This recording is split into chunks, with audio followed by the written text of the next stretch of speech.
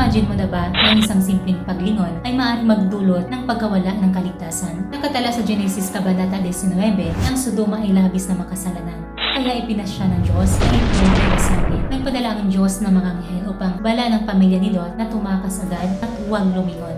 Sapagkat dahil ang matinding puot ng Diyos sa lungsod ng iyon.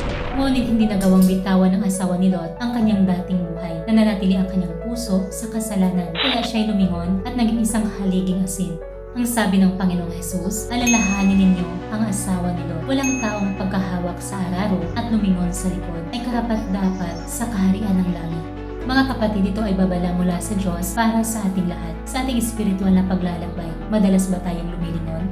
Minsan sinasabi natin naniniwala tayo sa Diyos, ngunit nananabik pa rin tayo sa mga dating kasiyahan, kasikatan, mga relasyon o kaginhawahan. Ang paglingon na ito ay maaaring magdulot ng pagkawala ng kaligtasan na inihanda ng Diyos para sa atin. Mga kapatid, araw-araw ay binigyan tayo ng Diyos ng pagkakataong bumalik at lumakad at tungo sa Kanya. Kaya wag nang kumapit sa nakaraan, matutong magtiwala sa Diyos at ituon ang paningin sa Kanyang kaligtasan. Kung handa ka, malugod ka namin inaanyayahan na sumali sa aming libreng online Bible study upang mas maunawa ng salita ng Diyos at lumakad sa landas ng kaligtasan.